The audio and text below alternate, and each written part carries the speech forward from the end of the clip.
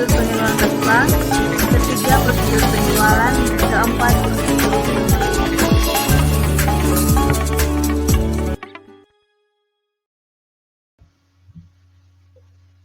Yang pertama, prosedur penerimaan kas bank.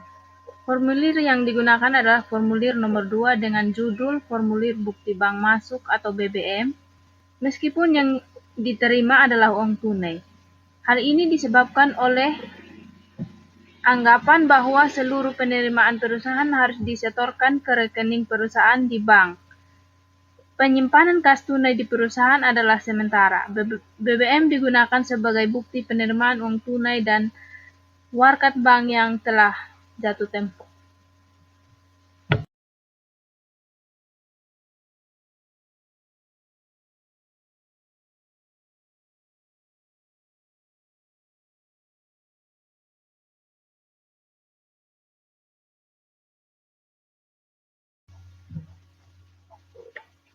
Bila BBM memuat warkat bank, cek atau giro billet yang sudah jatuh tempo maka harus ditulis dengan jelas. 1. Jenis warkat bank. 2. Nomor warkat. 3. Bank nama bank yang mengeluarkan warkat. 4. Tanggal jatuh tempo warkat. 5. Jumlah nominal yang tertulis dalam warkat. 6. Nama dan alamat penyetor warkat. 7. Tujuan penerimaan warkat.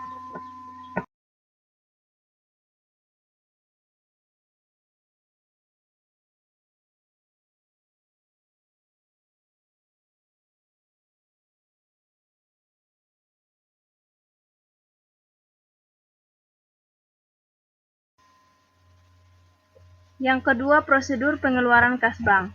Semua transaksi perusahaan mengenai pengeluaran uang transaksi dan uang tunai dan warkat bank dicatat dengan menggunakan prosedur ini. Hal ini disebabkan pilihan pengelolaan kas perusahaan mendasarkan pada metode impres perusahaan menyediakan kas kecil dengan jumlah tertentu. Jumlahnya akan ditetapkan tersendiri dengan surat keputusan direksi yang hanya diperuntukkan untuk membiayai atau untuk pengeluaran operasional dengan jumlah kecil. Jadi pada intinya seluruh pengeluaran perusahaan yang ada di bank, bukti bank. Pengeluaran kas kecil harus dicatat dalam formulir 5 atau bukti kas kecil keluar. Pengisian kas kecil kembali bisa dilakukan bila telah melewati 7 hari atau saldo kas kecil hampir habis. Setiap hari seluruh pengeluaran kas kecil direkap dalam formulir 4 atau dalam buku pengeluaran kas kecil. Bon sementara hanya digunakan untuk transaksi kas keluar yang jumlah pengeluarannya dan atau pos biayanya belum jelas. Oleh karenanya harus diminta komitmen dari pengaju bon sementara tentang tanggal penyelesaiannya. Bon sementara harus seizin supervisor keuangan sebelum memfiat atau menandatangani, bisa harus diperiksa kelayakan dan kewajaran transaksinya.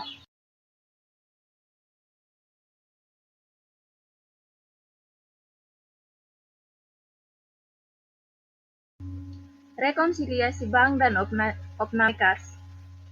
Rekonsiliasi bank diperlukan untuk mencocokkan saldo rekening perusahaan di bank dengan saldo bank di perusahaan. Sebagai media rekonsiliasi bank adalah laporan rekening koran yang dikirim bank kepada perusahaan tiap awal bulan berikutnya dan buku tabungan.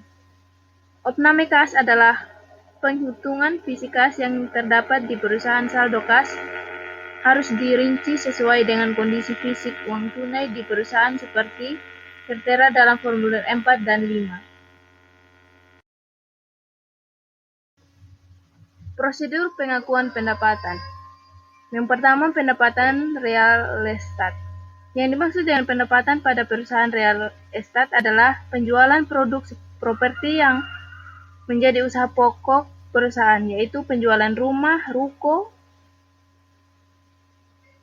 rumah usaha, rumah kantor, dan lain-lain termasuk KSB.